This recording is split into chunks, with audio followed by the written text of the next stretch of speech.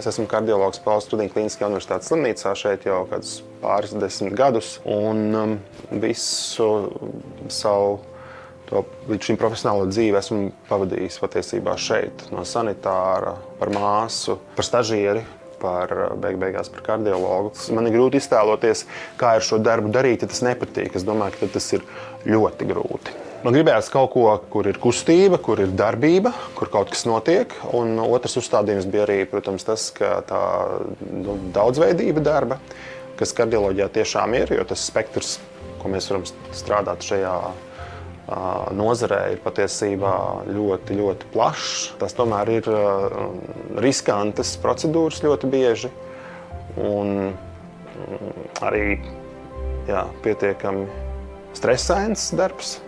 No vienas puses, no otras puses, darbs, kas, protams, rada arī daudz gandarījumu, jo ir arī tūlītais rezultāts. Es domāju, ka mēs kādu cilvēku atceramies, tad pamatā tas ir viņa cilvēcības dēļ. Man šķiet, ka var sarakstīt daudz grāmatas un izdarīt daudz visādus darbus, bet ja tā nav cilvēcība, baidos, ka mēs par viņiem ātri aizmirstam.